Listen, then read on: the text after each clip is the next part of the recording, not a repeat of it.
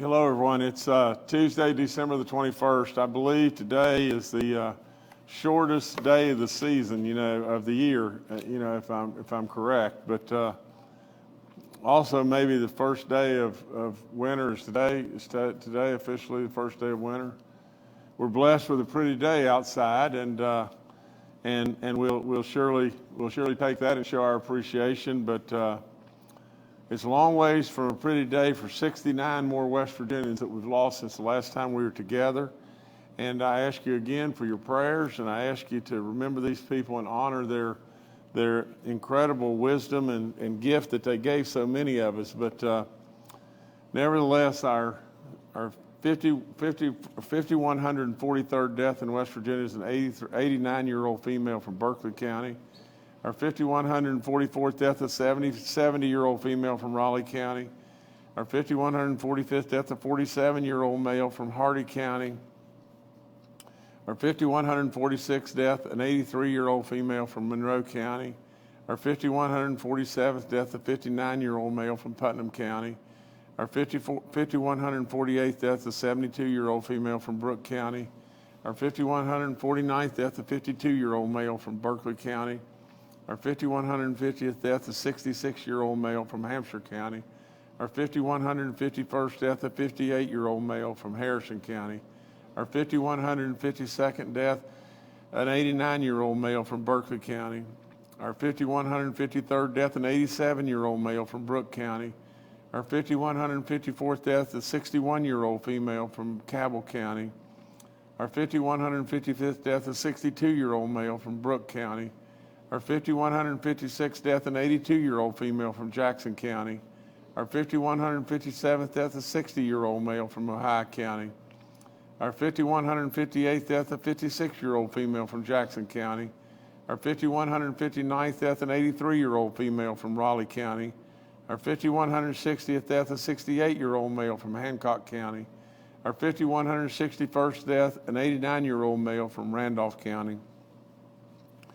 Our 5,162nd death, a 54-year-old male from Monongalia County. Our 5,163rd death, a 53-year-old male from Lewis County. Our 5,164th death, a 58-year-old male from Lewis County. Our 5,165th death, a 72-year-old male from Kanawha County. Our 5,166th death, a 67-year-old female from Harrison County. Our 5,167th death, a 69-year-old male from Nicholas County. Our 5,168th death, a 32-year-old male from Braxton County. Incredible shame. Our 5,169th death, an 84-year-old male from Ohio County. Our 5,170th death, a 69-year-old male from Jackson County. Our 5,171st death, a 59-year-old female from Wayne County. Our 5,172nd death, a 64-year-old male from Barber County. Our 5,173rd death, a 77-year-old male from Berkeley County. Our 5,174th death, an 86-year-old male from Preston County. Our 5,175th death, a 72-year-old female from Randolph County. Our 5,176th death, a 64-year-old female from Jackson County. Our 5,177th death, a 65-year-old female from Lewis County. Our 5,178th death, a 68-year-old female from Lewis County. Our 5,173rd death, a 73-year-old female from Jackson County. Our 5,180th death, a 59-year-old female from Kanawha County. Our 5,181st death, a 75-year-old female from Wetzel County. Our 5,182nd death, a 60-year-old female from Braxton County. Our 5,183rd death is a 62-year-old male from Monongalia County. Our 5,184th death is an 86-year-old female from Marshall County. Our 5,185th death is an 82-year-old male from Taylor County. Our 5,186th death is a 74-year-old female from Wyoming County. Our 5,187th death is a 67-year-old male from Berkeley County. Our 5,188th death is a 66-year-old male from Monroe County. Our 5,189th death is an 84-year-old female from Nicholas County. Our 5,190th death is a 59-year-old female from Upshur County. Our 5,191st death is a 72-year-old female from Mingo County. Our 5,192nd death is an 87-year-old male from Randolph County. Our 5,193rd death is a 62-year-old male from Logan County.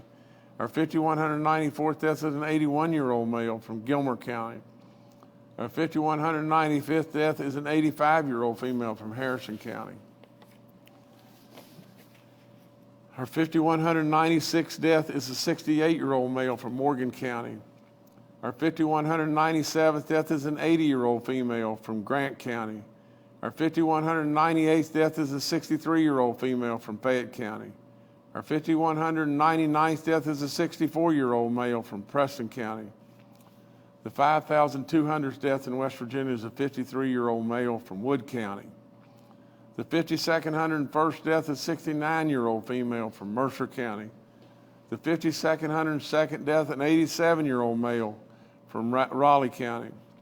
The 5,203rd death is a 59-year-old female from Jefferson County. The 5,204th death is a 51-year-old male from Putnam County. The 5,205th death is a 77-year-old female from Grant County. The 5,206th death is a 68-year-old male from Mingo County. The 5,207th death is a 65-year-old male from Mineral County. The 5,208th death is a 69-year-old male from Pocahontas County. The 5,209th death is a 59-year-old male from Marion County. The 5,210th death, a 52-year-old male from Monongahela County. And the 5,211th death in West Virginia is a 73-year-old female from Randolph County. It's terrible. It's just terrible. And I don't know how anybody in the world could think that this is just going to be business as usual and go through life, thinking it's okay for us every other day or whatever it may be for us to lose 50, 60, 100 people in West Virginia. It's not okay. And unfortunately, the only thing I've got, the only thing in the world any of us have now in order to be able to slow this thing down and stop it is to get vaccinated. Active cases, 8,598. New positive cases, 820.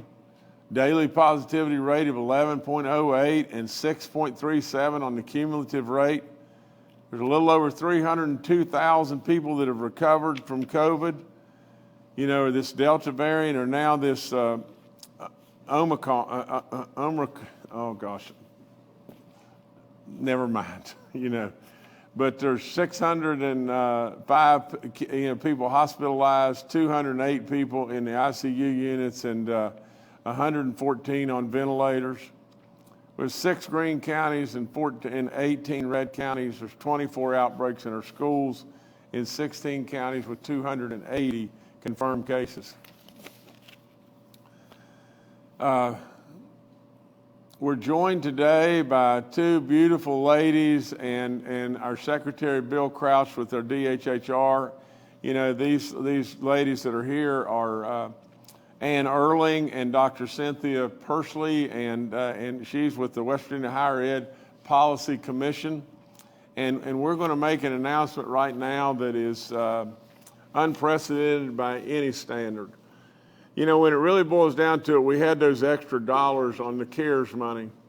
And we've thought an awful lot of how is the best way for us to be able to use these that not only gives us the assurance and the boost that we need in West Virginia, but it could very well set an example and be the project or be the eyes and the ears that could absolutely start a movement all across our country. With all of that, we know that we have an incredible shortage of nurses in West Virginia, do we not? And with that, we have all kinds of statistics. Get this, last year alone, 1,700 West Virginia nurses didn't renew their license. Last year alone, 1,700 West Virginia nurses did not renew their license. 68% of those said the reason they didn't renew their license is because they were just plain tired, just overrun, absolutely understaffed at our hospitals and overrun, pushed to the very limit. 1,700 nurses did not renew their license. So today, we're announcing right now a really aggressive program, a program that is now going to bring in 3 more of our institutions in this state: Concord College, Glenville State College, and Bridge Valley Community and Technical College. We're going to aggressively recruit, and we're going to aggressively staff and make every effort to train more and more nurses in the state of West Virginia. Surely, some will migrate out of our state. There's no question about that. That's not a bad thing. That's not a bad thing. We have all kinds of initiatives and everything within this, and the folks that are here are going to explain more about it, to recruit people to West Virginia, entice people with incentives and whatever to come to West Virginia. But not only that, to train, to absolutely produce more and more quality nurses in West Virginia that will give us the staffing that we need, no question about that. And retaining them, there's all kinds of incentives to have them stay in West Virginia. But in addition to that, it is to train and make many, many more qualified, absolutely great nurses within this state. Can you imagine where we are today? 1,700 didn't renew their license. 1,700 in a year, because they can't, most of them, 68% of them say the reason is because they're worn out. They've been pushed beyond the limits. They absolutely can't do anymore. They can't do anymore. So with this, we're going to spend $48 million to attract, to train, to teach, to do all the things we need to do, and we're going to do that at 3 of our absolute select institutions in this state, along with the other institutions that are doing this work every day.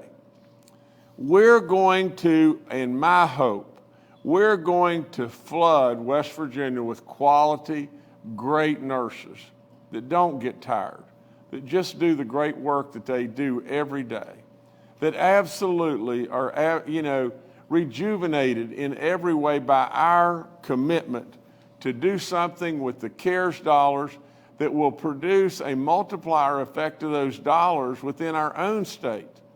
Well, it will not be a one-time spend. This will be a renewing absolute multiplier effect of dollars within our own state that will perpetuate our economy, but more than anything, will give us just what we really need right now. We need proper staffing at our hospitals. Now, before we go in to these great ladies here that are going to explain more, or Secretary Crouch, I want to just read you just this. Now, this just came from the Hospital Association, and this is a quote, and I want to read it to you. Projections show that for the 2021 holiday season, we will approach the highest number of COVID-19 hospitalizations in West Virginia since the pandemic began. The vast majority of the patients in the ICU units or those that are on ventilators are unvaccinated. And the national shortage of our antibodies has greatly restricted the access to an effective treatment option. Now I'm going to stop right there just a second. Now just think, projections show that the hospitalizations are going to be at a record high from when the pandemic began. And also that the overwhelming majority of those that are in the hospital are unvaccinated.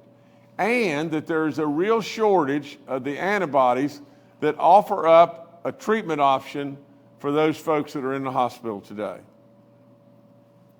In addition to that, we are seeing high numbers of patients with other medical conditions requiring hospital care, such as the flu, heart diseases, cancer, and trauma. So in other words, our hospitals are completely filled up, and we're seeing all kinds of other needs that we're not able to get to. This combination has strained the healthcare system and now, after nearly 2 years, the system is nearing a breaking point as healthcare workers are mentally, emotionally, and physically exhausted. Now, that just came from the Hospital Association.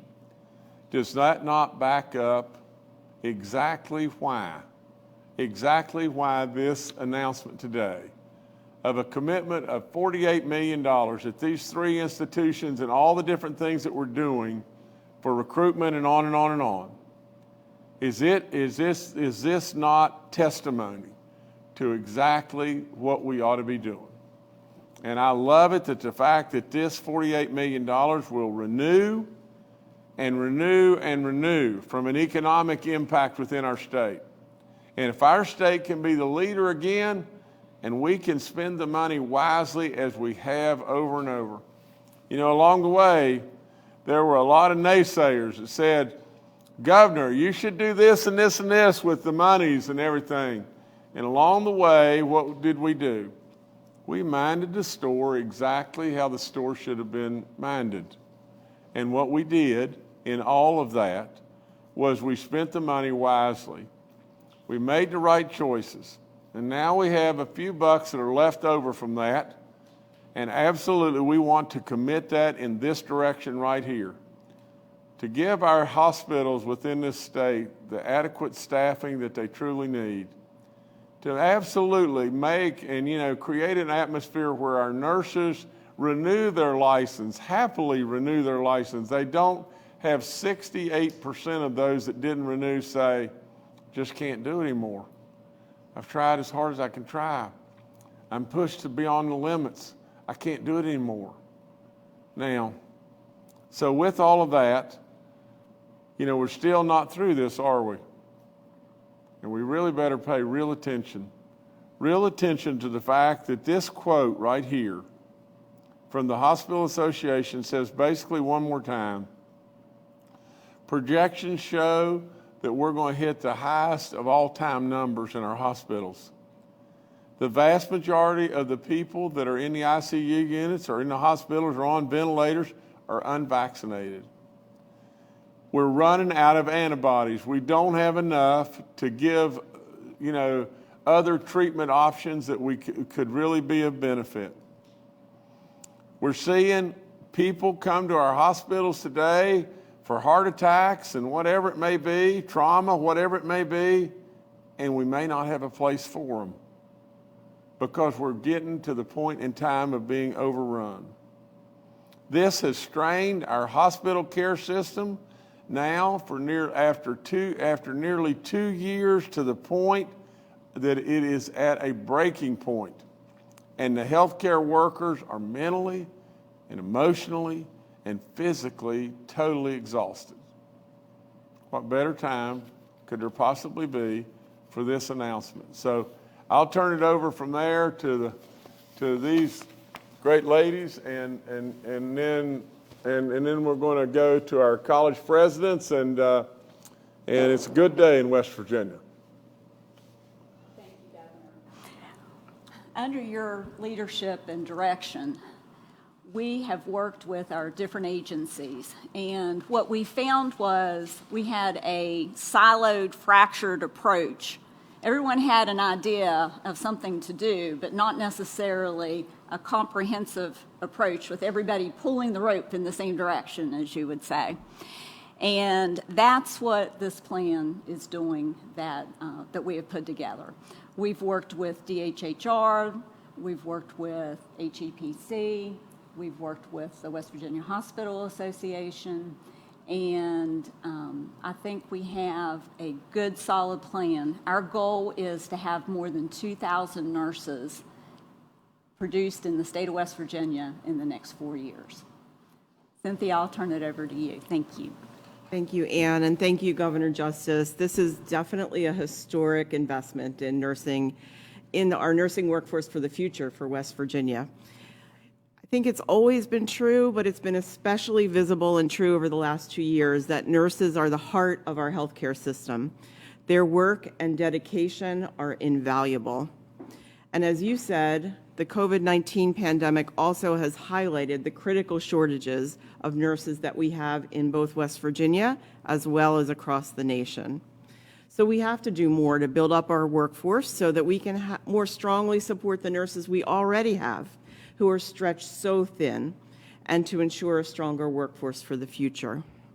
Through this monumental investment, Governor, we'll be able to implement and expand key nursing education programs, including fully funding the successful West Virginia Nursing Scholarship Program to support students who are pursuing nursing careers in West Virginia, by developing a nursing faculty loan repayment program so we can encourage our nurses to pursue careers at our schools of nursing, creating the workforce for the future, and significantly expanding our capacity through all of our nursing programs, both LPN and RN programs. And today we are highlighting 3 such expansions at Glenville State College, which will open a joint program with Marshall University, Concord University, which will open a new program, and Bridge Valley Community and Technical College, where we will open and we will expand their successful programs. The presidents of these institutions, as you said, are here with us today, and Governor, again, we would like to thank you for this remarkable investment. We are ready to get to work, and we believe this is a tremendous way to strengthen our West Virginia nursing workforce for the future and to secure the health and well-being of all West Virginians. Thank you, Governor. Thank you so much, Don. Okay, Jordan. All right, thank you. We'll now hear from the president of Glenville State College, Mark Manchin. Thank you very much, Your Excellency, Governor Justice. No words can adequately convey how I feel about today and what this means to central West Virginia, particularly rural West Virginia. As you're well aware of, Glenville State College is a very rural college that attracts first-gen college-going, lower socioeconomic students who are given a chance, who, when given a chance, will be successful. So we're excited about this opportunity. We're excited about getting ready. And I want to say thank you to Governor Justice for taking this initiative. It's going to make a real difference, clearly for Glenville State College in working very closely with Marshall University, but specifically for the state of West Virginia and what this means to all of us. So it's with a great deal of gratitude that I say thank you. I'm looking forward to getting started in the fall of 22, and that we can start producing those nurses that are so critical to the future of our state. So let me again say thank you, Your Excellency, Governor Justice, for this initiative. Thank you. And you know, and I hear nothing but phenomenal success stories about what you're doing at Glenville now, and a great school, and you know, and I congratulate you. I thank you for all your great work. All right, we will now hear from President of Concord University, Kendra Bogus. Good afternoon. For over 150 years, like Glenville, that's also celebrating their 150th, Concord has worked very hard to educate and meet the needs of West Virginia with teacher education, business leaders, social workers, and many more professionals. As we all continue to navigate the life and the challenges of COVID-19, the demand for healthcare workers is greater than ever. Concord University is very grateful for the opportunity to again serve the region and the state by establishing a nursing program.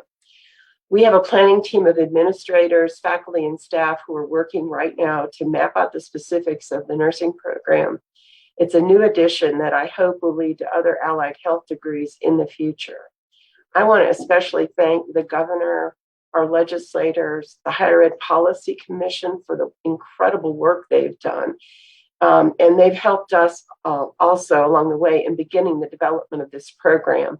Like Dr. Manchin, I can't tell you how excited we are to be able to create a Concord nursing program to further support workforce goals in the region that are so important, along with supporting healthcare needs and economic development in Southern West Virginia. I want to thank my administrative staff and the faculty who are working in the development of the program and for finding ways to provide another high quality program that will serve the region. This is Concord's 150th year, as I said again, and the nursing program is going to be a significant addition to our curriculum, and I cannot tell you how excited we all are. I want to thank you especially, Governor Justice, for making this happen at such a special time. Thank you so much. No, listen, how many times have I been to Concord? It's just limitless almost, and everything. And what an incredible, incredible school, incredible work you guys do. And Kendra, thank you for all you're doing every day. Thank you. Finally, we'll hear from the president of Bridge Valley Community and Technical College, Casey Sachs. Thank you all so much, Governor Justice. This is a really big deal for Bridge Valley, and thank you for selecting us. I think it really represents the faith that you have in our institution. In the last 30 years, Bridge Valley has already produced 1,000 nurses for the Kanawha Valley who are currently working in the Kanawha Valley, and we are really excited to be able to produce twice as many nurses as we currently have. Our nursing faculty are absolutely some of the very best in the state, and we're all really excited to be able to expand the program and do more good work for the people of West Virginia. So we greatly appreciate your faith in us and are excited to work with the state to be able to expand our program. Well, Casey, listen, you guys are already doing great work. That's already all there is to it, but we're just going to expand upon that and just keep doing the good stuff. I mean, we got so many absolute diamonds all across the state. And the world is awakening to see just how good we really are. And so let's just keep at it and let's just keep doing the good stuff. And so thank all of you in every way. And, now y'all got the ball. Let's go run with it. Let's do something. Let's do the good work. Okay. All right. Thank y'all so much. Okay, we're going back to our thing. Well, let me just jump back to this because I think there's a little bit of a misunderstanding on this, and I want to make sure that we get this exactly right. Our Do It for Baby Dogs Senior Center Edition is out now. The application deadline is December the 27th. What we're going to do, we're going to award the top 4 county aging provider regions, each one of them. We're going to select one in each one of those regions that's going to receive $100,000 for their senior center. And so in addition to that, anyone at, Tuesday, December the 7th will be the date that seniors are from that date forward, I guess, to December 27th, is the application date. And seniors will automatically, if you are fully vaccinated, meaning first shot, second shot, and your booster, you will receive a $50 prepaid Visa gift card. Everybody that registers will receive that. And then what we want is more and more and more of you especially to go get your booster shot. I was watching, I don't know, CNBC or something like that this morning and everything, about, all the stock stuff and everything that was going on. And Jim Cramer was on there, and evidently he and maybe his wife both have COVID right now. He felt real bad about it and everything, but he was talking about the fact that how the symptoms weren't all that bad. The reason the symptoms weren't all that bad, and he was almost in tears, to tell you the truth, was he had been vaccinated. He said, I can't imagine what this would be like if I had not been vaccinated. And I've had all 3 of my shots. But I can't imagine how bad that this would be. And it's really, you can really get a taste for just how tough it truly is when you've actually got this. He said, I would have never believed it. I would have never believed how tough this is. But really and truly, I can tell from just even my symptoms that are relatively mild, I can tell just how bad this whole thing really truly is. So I encourage everyone to get your booster shot. It just comes out all over the place all the time. So in this effort, what we're trying to do here is target the elderly that we still don't have across the finish line, especially with your booster shot.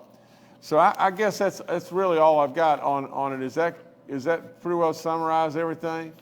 Basically, bottom line is, if you're fully vaccinated, you can pick up that $50. All you got to do is register. You know, with that registration and everything, we're going to get more and more folks across the finish line, or try to, in the promotion of it, and we're going to award 4 senior centers with a great big prize, a $100,000 prize, a great big prize, and we're happy to do that. On Friday of last week, we went to Matewan Grade School in Mingo County. Now, let me just tell you this real quick about this. They won the $100,000 check and the party for their students. And there we are with myself and the First Lady, the superintendent, and I think the principal and superintendent, his principal of the school, and the superintendent on the right-hand side. Now, just think a second about this. That school was out that day. They did not have school that day. And yet the students, the teachers, all kinds of folks came at that school. The place was packed. The place was packed with students and teachers. They were standing around the walls you can't see in this picture. It was amazing, amazing. An area of the world really and truly that's been neglected in a lot of different ways. So we were really proud to be there. There's great big winner there and everything. And what an incredible bunch of kids, and what a really unbelievable staff and superintendent, the administration, all those people, all the teachers, the cooks and everything. It was just a great celebration day. And so, you know, there's so much goodness within this state. All you got to do is just get out and go. You know, I mean, this business of just sitting here in Charleston waiting on something to happen is, it just doesn't fit my mold. You know, I'm hands-on, and that's why I want to go. And so we were really proud to go, and we congratulate that school and congratulate that county, and absolutely, you know, the other thing is Communities in Schools is doing unbelievable work right there. They just went on and on about praising the site coordinator and all the stuff that Communities in Schools is doing right there. You know, it's an amazing program. And you know, I give Kathy a lot of credit and everything. Kathy's doing an amazing job with it. But in all honesty, just to be perfectly honest, we didn't know a lot about Communities in Schools. But now it's expanding all across the state. And it's touching tens and tens of thousands of kids. And the goodness that's coming out of it, all you've got to do is listen to the teachers. All you got to do is listen to the people that are at the schools. And they would tell you probably the most amazing program that we've ever had in our schools. And so with all that, I thank Kathy. I thank all those that are doing that great work. But with all that, I'm telling you, this is a special day. You know, those people down there continually telling me, thank you so much for coming and everything else. Well, I'll tell you just the bottom line of the whole thing. I'll promise you the giver is the one that always wins. If you'll just carry that thought, if you'll just step up and thank somebody, give somebody the time of day, create a warm meal for somebody, do something to reach out a helping hand, you'll win. And in my case, I'll promise you that day meant more to me than it meant to them. Because literally, you can see it all over their faces. Those people are good people, and they deserve for any and all of us to try to help. Real quickly, You know, a reminder, if you're 65 and older and you've got any symptom, get tested. Please get tested. The antibodies are there. Even though they're in short supply, they're there that can save your life. I encourage you, if you go out to a crowd, especially over these holidays, but if you go out in a crowd, please consider wearing a mask if you're 65 and older and you've got any health issues whatsoever. It's really probably something you really ought to really seriously consider. I can't tell you enough about getting your booster shot. I mean, absolutely. There is nothing in the world that I could think would be more silly than to take the time to get vaccinated 2 times and then sit around and believe that the weather's not going to get cold. It is. And believe that you are protected with 2 shots. You're not. You're not. In fact, if you're 6 months out, in all honesty and fairness as I could possibly be to you, you're practically not even vaccinated at all. And absolutely to sit on the sidelines and say, well, I'm not going to really get that booster shot right now. Bad mistake.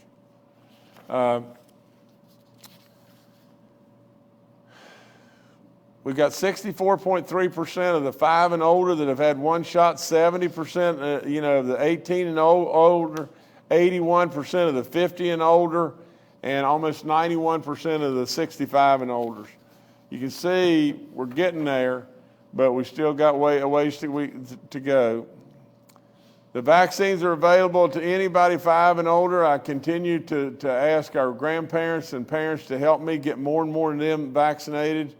We just went through a real scare with our daughter-in-law, Kathy and our daughter-in-law. She had COVID. Probably, I don't know, maybe 6 or 7 months ago. She just had, our son and our our daughter-in-law just had a beautiful 6-pound, 15-ounce little girl. And praise the Lord, she's healthy, she's doing great and everything. And then a few days after that, our daughter-in-law got sick. Her heart was racing, off to the hospital and all kinds of different tests and everything. And we think everything's okay. But the one thing that they centered on in a lot of different ways was the fact that she's a young person and had COVID, and they were concerned about potential damage to her heart. Now, praise the Lord, we think that's all okay. But really and truly, you're seeing it all over the medical community. Young people getting COVID. Even though she was vaccinated, getting COVID. And then all of a sudden from that, then the next thing that happens is all kinds of people in the medical community are telling horror stories about young people that are having heart conditions throughout all their life because of COVID. And so I would encourage you parents, listen to me, please. Get these young kids vaccinated. You need to get that done right now. All the free testing is up there. We thank Frist, we thank Walgreens for all that they've done over and over and over. Long-term care facilities, 41 outbreaks. We have no outbreaks in our church communities. That's great work and everything. 144 inmate cases and 38 staff cases.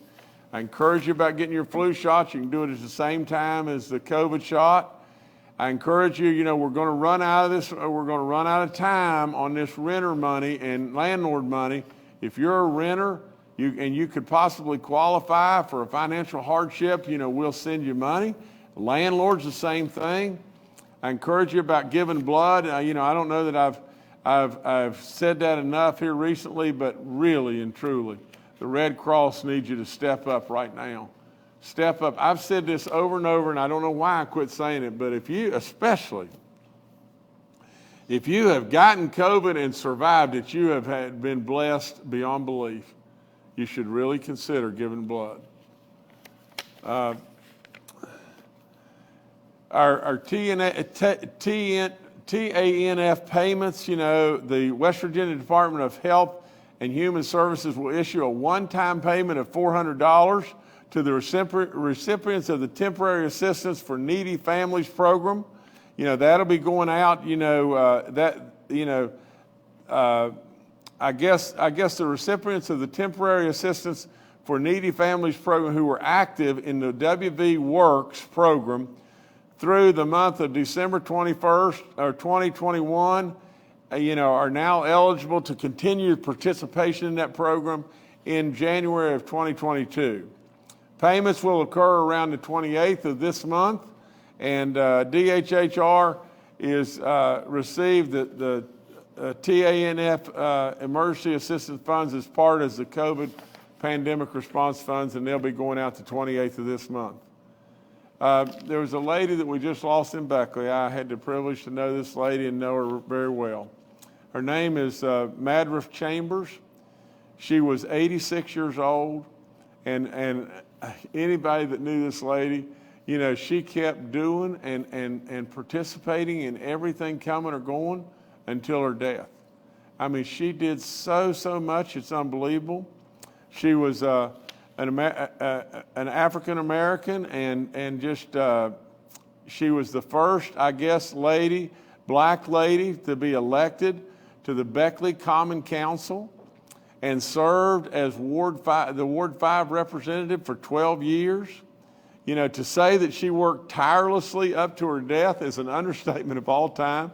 You would surely not say that if you were, or you surely echo that time and time again over Madriff Chambers, because she was a fireball. So today I'm honored. I'm going to present her with the Distinguished West Virginian Award. And in fact, I'm sorry, I presented her with this Distinguished West Virginian Award in August of 2020. And so to Madriff Chambers and all of her family and everything, I can't tell you enough. I can't tell you enough. Anybody that has lived in Beckley, and I lived in Beckley a long time, anybody that's been in that area knows just what an incredible contribution that she gave to all those folks in the Beckley area. And so we'll miss her, and we need many more Madriff Chambers. That's all there is to it. Last thing I got is Bette Midler. I would say this, her song, that she sang and ever so well, Wind Beneath My Wings. At my dad's funeral, I selected that we sing that song because I felt like that Dad was always that. And I think of her, maybe up until yesterday or the day before, I think of her in a good way. But absolutely with her criticism of West Virginia, which is so uncalled for. I would very well say that Bette Midler may have never been to West Virginia before. She's a New York Hollywood elite, that's for sure. She absolutely believes in things that are trying to take the very existence away from this country.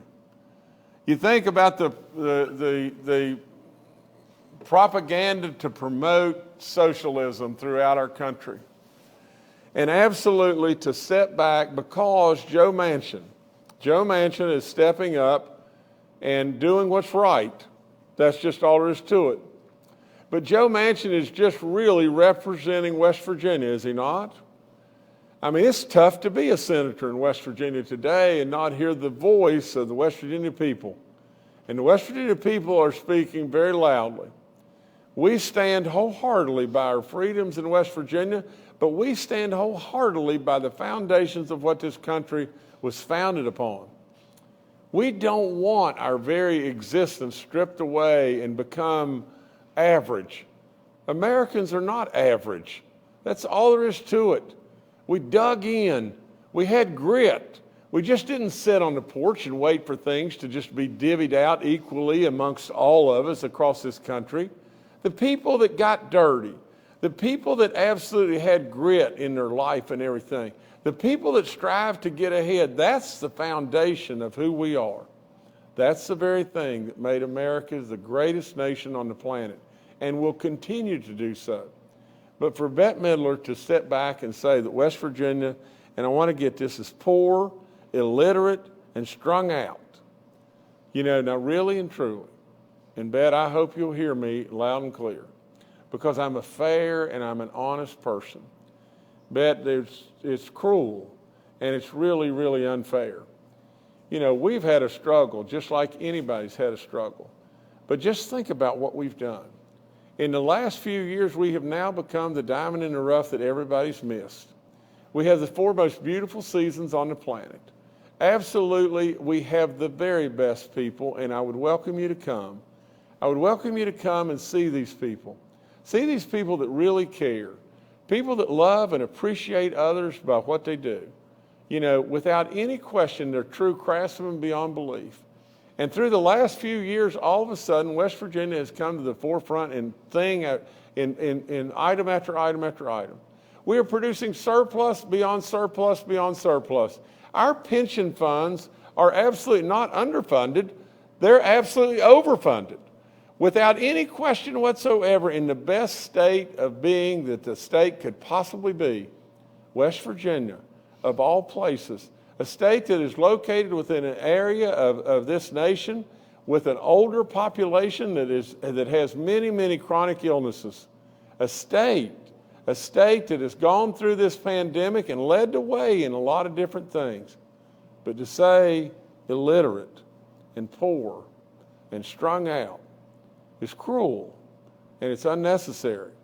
And I wish to goodness that you would make many, many open apologies for just doing that, because it's cruel. This state has become a leader, and this state produces the greatest people on the planet. A state that abounds in absolutely the most beauty beyond belief. And to absolutely sit back and try to throw mud at our U.S. Senator, Senator Manchin, and then throw mud at the people of the state of West Virginia is unacceptable. So that's all I've got. Thank you, Governor. We'll now go to Dr. Clay Marsh, our coronavirus czar.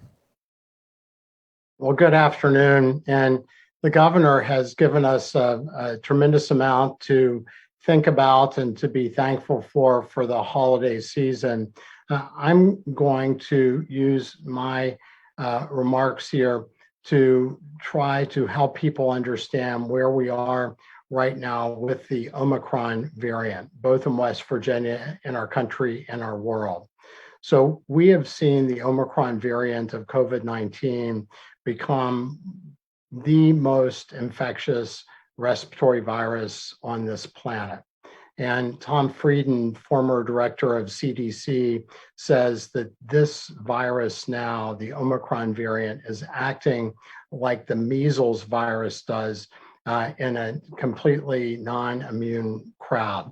And as just as a reminder, the initial reproductive value, the number of people a single person would infect of the virus, the COVID-19 virus from Wuhan, China, was 2.3 to 2.9.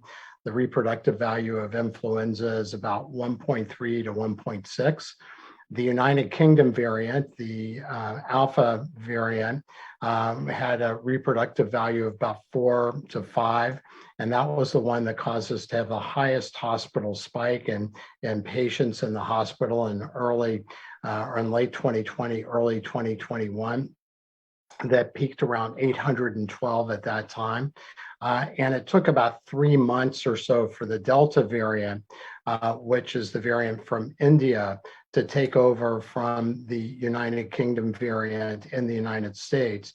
And at the time that Delta was circulating and took us to our very highest level of hospitalizations on September 24th to 1,012, Rochelle Walensky said that in all her years as an infectious disease expert, she's never seen a respiratory disease that has spread faster than the Delta variant. And again, it took about 3 months for the Delta variant to take over, competing with the United Kingdom variant. And the Delta variant has an R value of about 5 to 8. Well, it's taken 3 weeks for the Omicron variant to outcompete the Delta variant in the United States, which is just a breathtaking example of how incredibly contagious this virus is, and has an R value in a completely immune population related to previous infection with Delta and vaccination of the population we've seen has an R value of about 3 to 3.5. So that means in an unvaccinated, non-immune population, we're dealing with a transmission value that is like the most infectious respiratory viruses that we've ever measured, like the measles virus. And what that means is that people need to be particularly aware of this spreading in the United States. 2 weeks ago, 3% of the US was the cases were the Omicron variant. 1 week ago, about 13% of the cases in the United States were the Omicron variant, the rest being the Delta variant. And yesterday it was reported that this week, about 73% of the cases, newly sequenced cases in the US, are from the Omicron variant. As we look at South Africa, we have found that the Omicron variant can spread in people that have been previously infected with COVID-19, and also can infect people that are greater than 4 to 6 months out from their second vaccine of Pfizer or Moderna. And as we go forward, we know now that it's really, really important for us to look at booster doses for those eligible being really part of that best protection related to the Omicron variant. When we look at the spread in a country more like ours, South Africa, younger country, the area in South Africa that was really hit hardest with Omicron was one of the heavier vaccinated areas of South Africa. When we look at the United Kingdom, which is a place that we've looked to for much of the rest of the COVID pandemic, we can see that London is a center area that's seeing the most spread of the Omicron variant. And as opposed to what had been published in South Africa, which is that the variant appeared to be less severe in its manifestations based on a 29% reduction in adults needing to be hospitalized. However, in the same study, the South African experience reported a 20% increase in children being hospitalized. But as we go to the United Kingdom, and particularly England, we're seeing that hospitalizations are also rising with more cases from the Omicron variant and have gone up by 25%. And several people now have died from the Omicron variant. We just had our first death in the US in Houston, Texas, an unvaccinated person who died of the Omicron variant.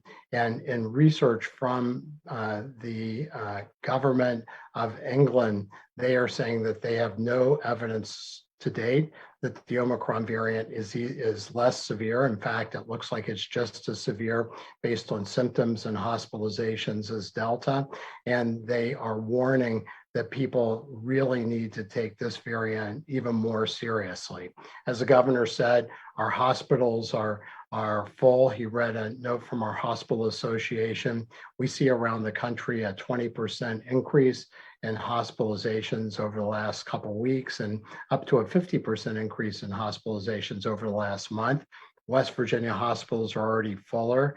We know that the Omicron variant is going to have a devastating effect on the transmission in the country, particularly in people that are not vaccinated, are partially vaccinated, and even in people who have been vaccinated but not boosted, who are eligible, the risk to them is significant to get sick and to end up in hospital beds. Our hospitals can't afford that. And so as we look at the Omicron variant coming to West Virginia, we have documented only 3 cases so far. And we know that one of the benefits that we have is we tend to be a bit behind other states that go in front of us. But all of our border states now are starting to see Omicron really start to become much more prevalent as a cause of spread of COVID-19. Hospital numbers are up at an all-time high in Ohio. The numbers have doubled in hospitalizations in Maryland over the last month. So we know that it's only a matter of time until the Omicron variant very much starts to affect West Virginia, just like it's affected other states around us and outside of West Virginia, in Wisconsin, Minnesota, Michigan, Connecticut, Rhode Island. Even Rhode Island, that is the most vaccinated state that we have in the country, is seeing a surge in COVID cases from the Omicron variant and seeing hospitalizations pick up. Really important that going into the holiday season, we're very careful and people choose to get fully vaccinated, and particularly people that are 6 months after that second vaccine, please get boosted. Also, our children have higher risk of getting infected from Omicron, and not only risk of having more significant illness, but also they are the ones that can spread it to other people. So it's a really important moment for us in West Virginia. We are seeing a viral variant that is more infectious than any variant we've seen so far in the COVID pandemic, with a 3 to 5 times as high a rate of spread as the Delta variant. And we know that the vaccines, unless you're completely up-to-date boosted or freshly fully vaccinated with that 10 to 14 days after the second vaccine, you are susceptible. And the CDC has now documented that people that are unvaccinated have a 10 times risk of getting infected, reinfected with COVID, even if you've previously had COVID infection, and a 20 times risk of dying, as opposed to people that are fully vaccinated and boosted. So it's the time, West Virginia, for us to run to the fire and pull the rope in the same direction, because our hospital system won't tolerate a huge surge. And with the Omicron variant, that is indeed what we will see in our country and in West Virginia in the next weeks to couple of 3 months. Thank you. Thank you, Dr. Marsh. Next, we'll go to retired Major General Jim Hoyer, the director of our Joint Interagency Task Force. Good afternoon. I'd like to reinforce a couple of things that the governor has continued to reinforce throughout this. One is our primary efforts are to reduce the number of deaths, the loss of life of good West Virginians, and maintain the integrity of our healthcare system. As he and Dr. Marsh both pointed out, we have significant concerns going forward, particularly in January and February, with potential challenges for hospital capacity. Today, the governor pointed out the numbers, but what I want to also highlight in those numbers is the number of ICU patients and number of ventilator patients, but also a number that we track daily is the number of admissions, and anything above 60 puts us at a significant challenge, and today's number was 78 admissions. So that means not only are we continuing to fill up hospitals, but unfortunately, we're losing West Virginians as those numbers fluctuate. The other thing I want to point out is as a result of the direction of the governor, we did conduct a tabletop exercise. We're looking at a variety of things that we can do and will continue to look at doing related to relieving pressure as we see Omicron and a potential next significant surge come our way. That includes everything from working with the National Guard and FEMA on manpower issues to looking for the availability of home health support and oxygen, working with our community health clinics on expanded hours and availability of services in those areas, as well as testing kits and a whole variety of other things, to unfortunately include making sure we have the appropriate availability of morgue space. Those are things that we have to look at in preparation for challenges that we may face. Another area I want to point out to West Virginians is we are also looking at how to best maximize the use of antibody treatments, particularly when there is a national shortage of antibodies. And most recently, we've now found that the Regeneron antibody treatment may not be effective for the new variant. So that is another reason why the governor's pressed so hard with our grand families as well as the senior program. And Jordan, if you could just put that slide back up again on our senior center initiatives. Want to make sure that folks in those centers, affiliated with those centers, get out and get those vaccinations, get those booster doses. It's particularly critical for West Virginians over the age of 50, and to participate in the prizes and the drawings. Also make sure that you register online, but it's exceptionally important that we reinforce, particularly over age 50, booster doses. So we've got to continue to work that significantly over time. I would leave you with this. Dr. Marsh continues to reinforce this to all of us.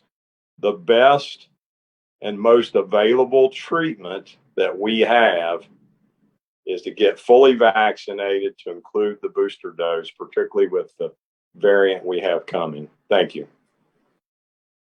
All right, thank you, sir. Next, we'll go to Dr. Ayn Amjad, our State Health Officer.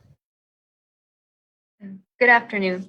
I just wanted to remind everyone that the DHHR's Health Statistics Center is launching the electronic death registration system on January 1st.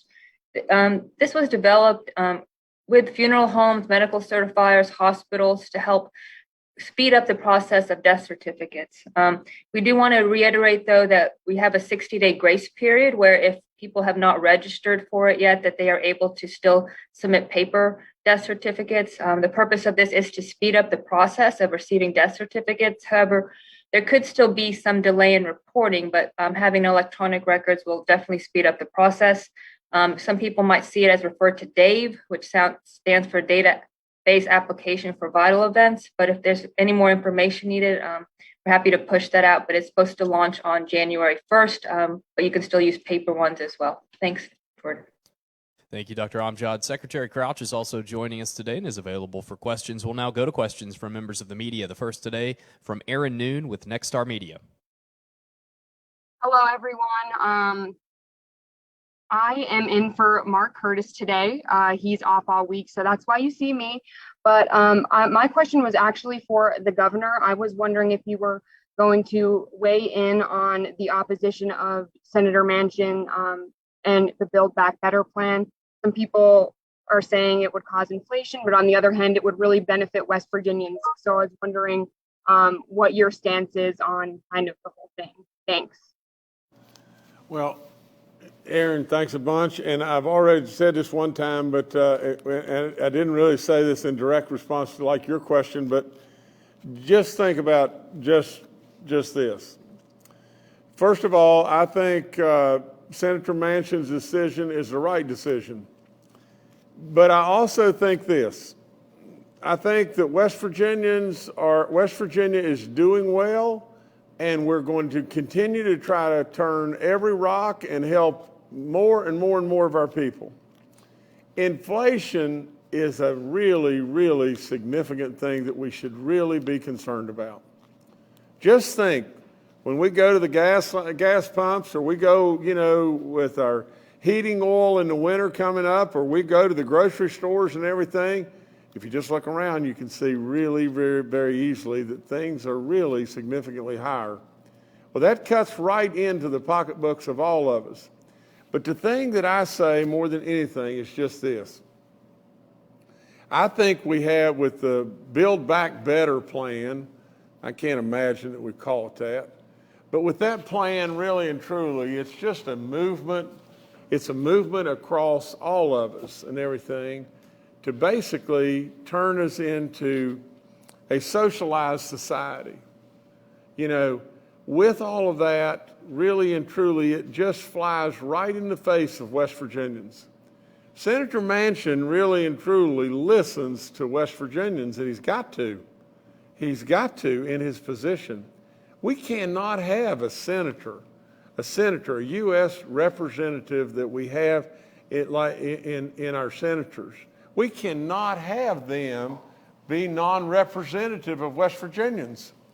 West Virginians believe, without any question, that this country is founded upon the right things that took us forward. The American dream, having the grit to really get after it, taking care of those that are having a tough time, and extending a helping hand. That's what we do in West Virginia. We do not absolutely promote programs of socialism. We do not do that in West Virginia.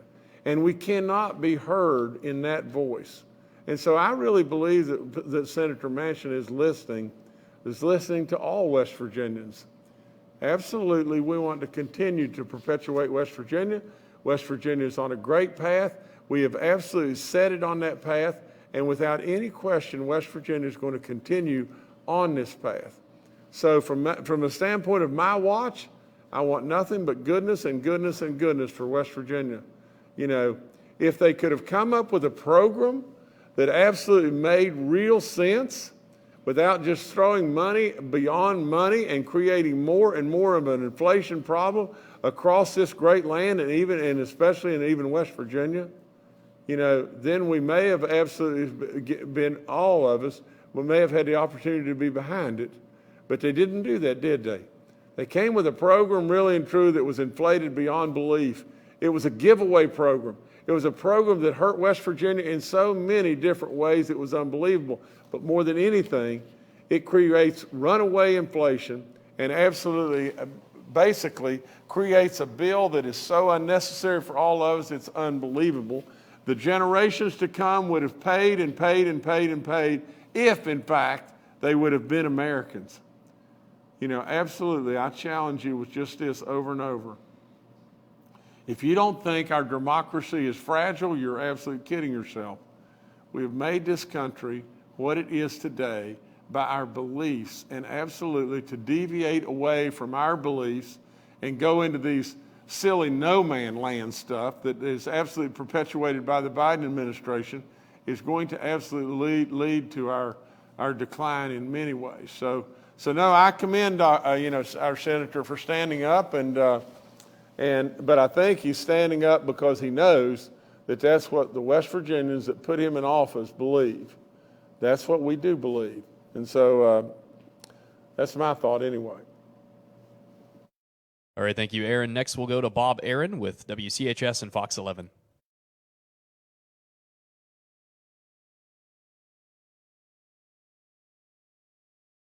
Governor, if you can hear me, we committed $48 million in federal pandemic relief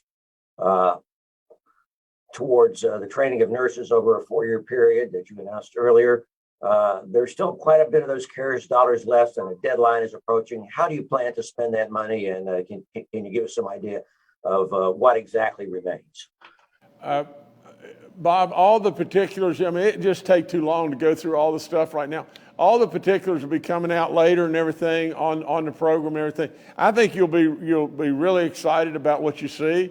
It's a recruitment program to bring folks from other states here. But not only that, it's a holistic program on every part to be able to train, to be able to absolutely initiate these 3 additional universities or colleges and everything, or institutions to bring on more and more and more goodness in West Virginia. I think when you see it, you'll very quickly agree that it's a real need that we have. There's no question. The need is absolutely just right at our fingertips.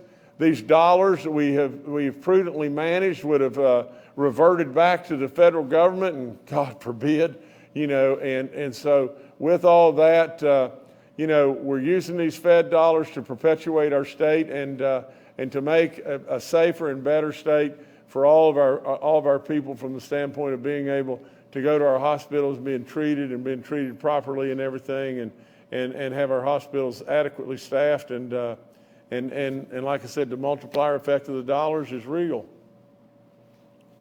Great, thank you, Bob. Next to John Mark Shaver with West Virginia News. Good afternoon, everybody.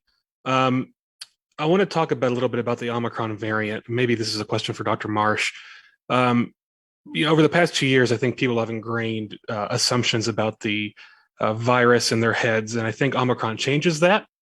But not for a lot of people in the general public. A lot of people I've talked to who have gotten both vaccines even and the booster still think they're fine with just that. And medical professionals say wear masks, social distance, and these people don't really see the necessity. So how does the Omicron variant change how people should approach the virus and the pandemic overall. Thank you. Well, let me say this before we go to Dr. Marsh, and you know, I had a hard time. I stumbled around, pronouncing it, to tell you the truth, and the only thing that I could cling to was all the people that were making fun in the very beginning and said if you rearrange the letters of the Omicron variant and everything, you could come up with moronic. And well, we giggled a little bit about that in the beginning, did we not? But really, when it really boils right down to it, you're right. You're right in a lot of ways. We don't take it as serious as we should be taking it. I don't know how in the world we deviate from the fact of the expert, Dr. Marsh telling us that this virus is the most contagious virus maybe from way back when, and talking about the measles. And the measles swept across this country and took death after death after death. And literally, we were panicked over it. So with that, I wrote down, and I always write down, what our experts are saying, as we go forward and everything. He says we're seeing a viral variant, the Omicron variant, and everything that is multiples of times greater in its infectiousness than the Delta variant. We were afraid of the Delta variant, were we not? And absolutely, this is becoming more and more of a situation to where we're afraid, but we survived. We're afraid, but we survived. But now we're not too afraid, and there's a lot of folks that are going to die. So, Dr. Marsh, please go. Thank you, Governor. Governor, you are very much spot on. We have a situation, and this has happened with the 1918 pandemic as well, where, after a number of months, and now we're looking at coming up on 2 years, people are just tired of hearing about COVID-19, tired of dealing with it. Well, we are approaching 900,000 deaths in our country. We've gone well over 5 million deaths in our world. And we are faced with a form of COVID-19 that is more infectious than probably any respiratory virus we've seen in our lifetime that is spread in the way that COVID-19 has. COVID keeps getting more fit. And we know that people that are unvaccinated are all likely to come into contact with this variant, the Omicron variant, and very likely to get infected. And even people that have been vaccinated or who have had COVID in the past and have recovered, it's likely that they're going to get infected with the Omicron variant as well. Now, certainly having some vaccine in you, having the 2 doses is helpful in reducing your risk of severe illness, but not nearly as much as it used to be, which is why really getting that booster dose is so incredibly important. And if you haven't been vaccinated yet, please get vaccinated. But if you're eligible for a booster dose, we really want to see you get that, because nationally, only about 30% of people eligible have been boosted. And in West Virginia, it's about 32, 33%. And even in our most highly vulnerable group, are over 65-year-olds, 3/4 of the deaths in COVID-19.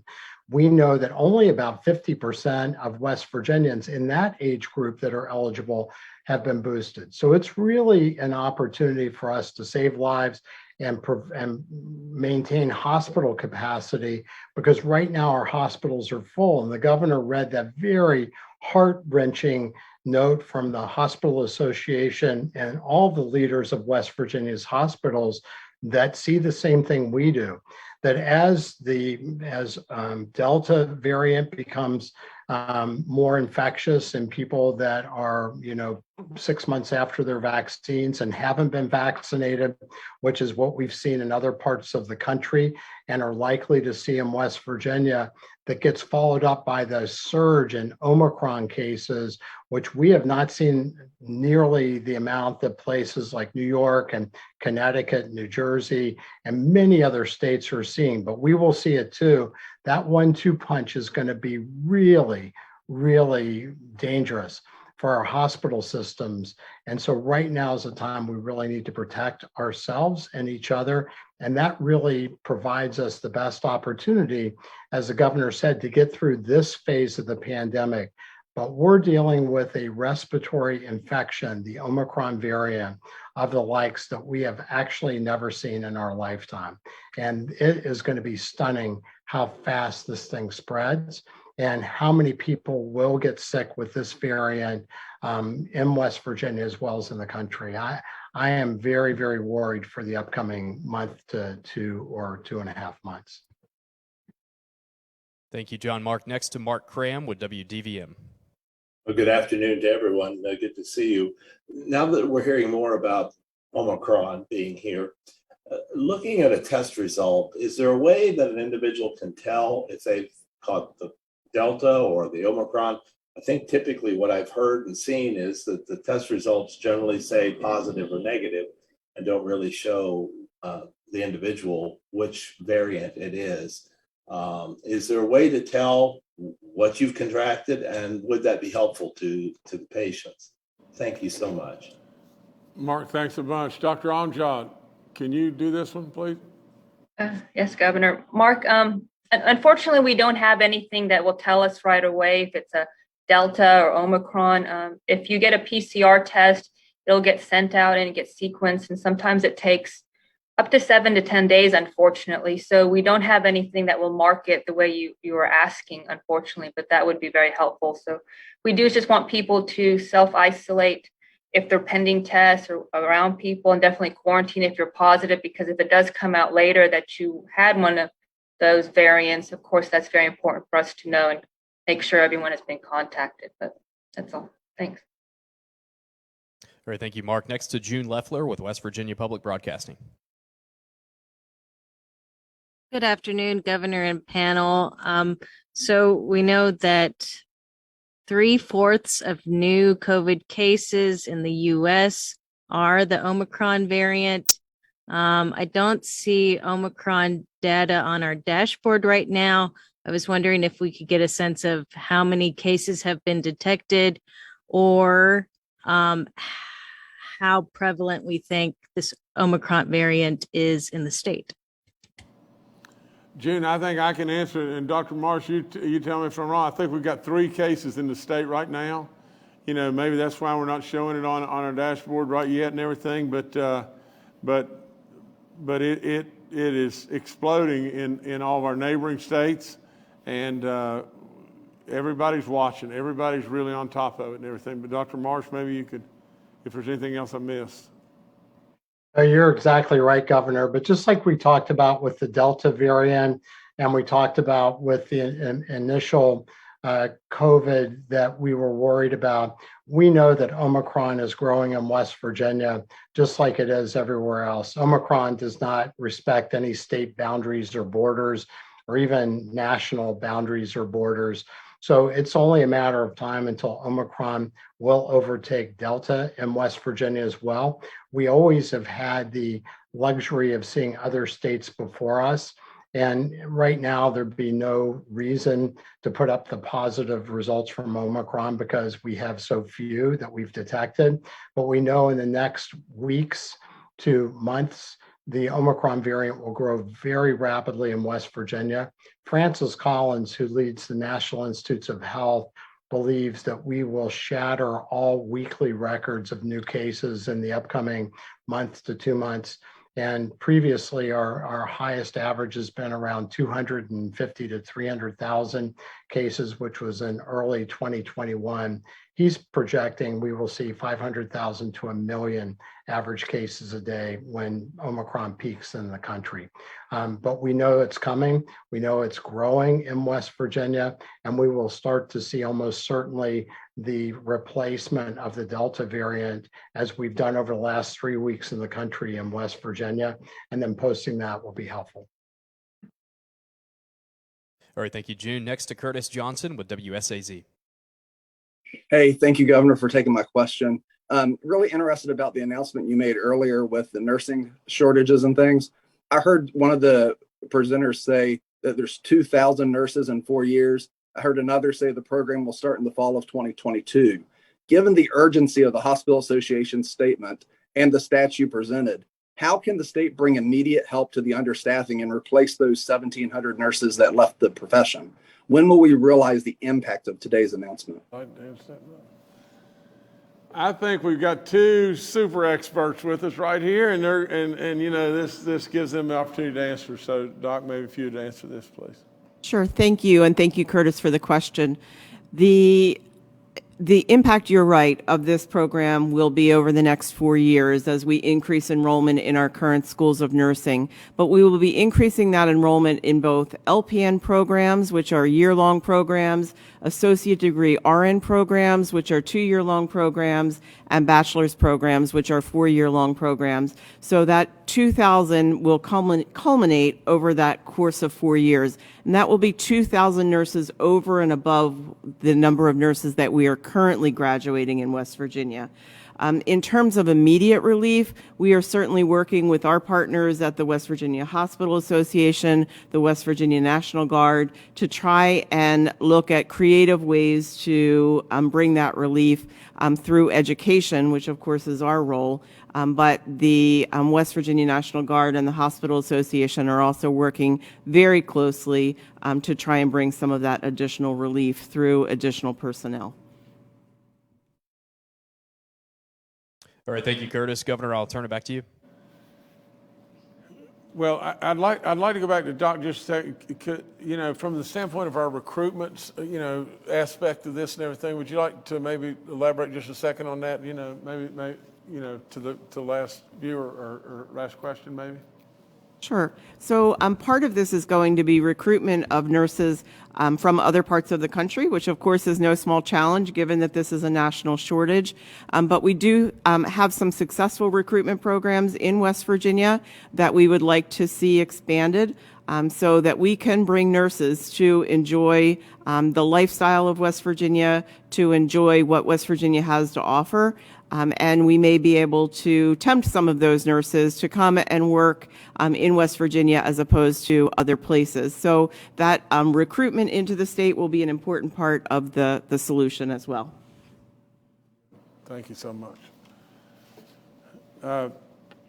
Like I said, a historic announcement today. I'm very, very proud to be part of it, and so many great people within our state have put in a lot of licks to make it happen. Really happy for these institutions that we're going to deal with and everything. But bottom line is we've got to somehow recruit more nurses to come to West Virginia. We've got to absolutely have more nurses in West Virginia where we're not having a 1,700, folks that didn't renew their license, and 68% of them just said, we're just worn out. We just can't do it anymore. I mean, that's just all there is to it. So with all that being said, we need to fulfill the need, and we're all about trying to do just that. So I think it's a great day for West Virginia in that. From the standpoint of other things that I'd just like to go over real quick is just this, is General Hoyer, said earlier, that what we try to do is monitor the number of hospital admissions that we get each and every day, and we try to keep that at 60 or below. And today we're seeing, or yesterday I guess we saw 78 people be admitted into our hospitals. It doesn't sound like much, does it? But just think about it just for a second. How much of an increase really is that? And if you just look at what is 30% of 60, it's 18. You add that to 60. You've got 78. It's not quite 30% as an increase, but it's dadgum close. 30% of an increase in a day, it's really, really, really substantial. And so we got to watch. We got to really, really watch. From the standpoint of I tried to explain more in detail the Do It for Bay Dog Round 3, the Senior Center edition, from the standpoint that any of our seniors that are fully vaccinated and everything can register and pick up that $50 gift card. That's great. But the $100,000 going to your senior center, of those 4 around the state that are going to be selected, that's a big deal. That's a great big deal. And we give credit where credit is due. And that idea came from General Hoyer. And another great idea to get out ahead of this and try to help our people get across the finish line with their booster shots. So with all that, again, to Ann and Doc and all those that are making all the licks happen in regard to the recruitment and the education and everything, and more quality nurses within our state, and maybe a program that will blossom all across our country and everything, and satisfy a need that is really important. Again, I thank you, and we just got to keep at it, don't we? We just got to keep at it and absolutely keep pushing the right buttons, and that's what everybody here is trying to do. So thank you so much. Especially thank you all for being with me today. Thank you all.